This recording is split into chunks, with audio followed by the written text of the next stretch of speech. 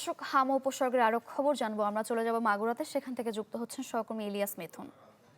মিথুন,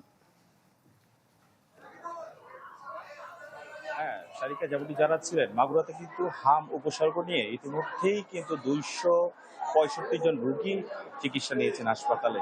গত 24 ঘন্টায় মাগুরা সদর হাসপাতালে 9 জন রোগী চিকিৎসা নিচ্ছে। আমি এখন আছি মাগুরার যে সদর হাসপাতাল রয়েছে, 250 বেড হাসপাতাল, এখানকার শিশু ওয়ার্ডে রয়েছি।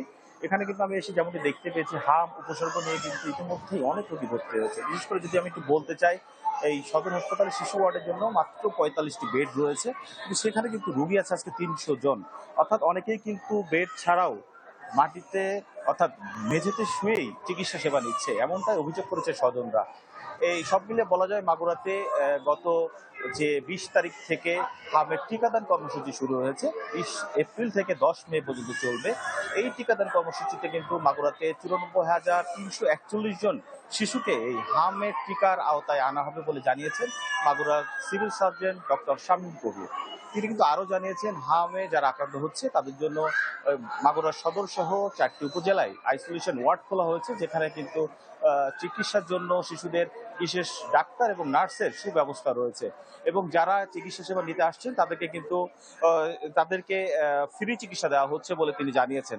আমি আরো দর্শক, এখানে যারা 250 বেড হাসপাতালে চিকিৎসা নিতে আছেন তাদের অভিযোগ যে শিশু ওয়ার্ডটি রয়েছে, শিশু ওয়ার্ডটি যথেষ্ট পরিষ্কার পরিচ্ছন্ন নয় এবং ডাক্তারের ইলিয়াস মিথুন, ধন্যবাদ আপনাকে। আমরা নোয়াখালীর খবরও জানবো, আমাদের সঙ্গে যুক্ত হচ্ছেন সহকর্মী হাসিব আল আমিন। হাসিব, কি অবস্থা নোয়াখালীর? কতজন শনাক্ত হলো 24 ঘন্টায়? বিস্তারিত জানাবেন। ডিজাইন, এলিগেন্স, বিউটি, সেরা পণ্য সবার জন্য জেভিকো।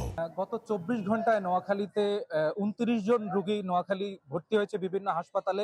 তার ভিতরে 24 জন ভর্তি হয়েছে 250 শয্যা বিশিষ্ট জেনারেল হাসপাতালে। এখানে এর বাইরে অন্যান্য স্বাস্থ্য কমপ্লেক্সগুলোতে 5 জন শিশু ভর্তি হয়েছে। নোয়াখালীতে হামের প্রকোপ দিন দিন বাড়ছে। প্রতিদিনই বিভিন্ন শিশু এখানে হাসপাতালে উপসর্গ নিয়ে ভর্তি হচ্ছেন এবং হাসপাতালের মেঝে, ফ্লোরে, এছাড়াও বিভিন্ন বারান্দায় তারা বিছানা বসিয়ে তারা সেখানে চিকিৎসা নিচ্ছেন।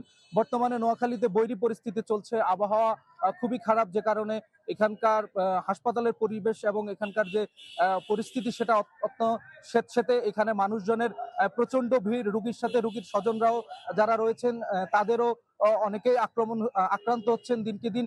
এছাড়াও এখানকার যে পরিবেশ সেটা অত্যন্ত নোংরা।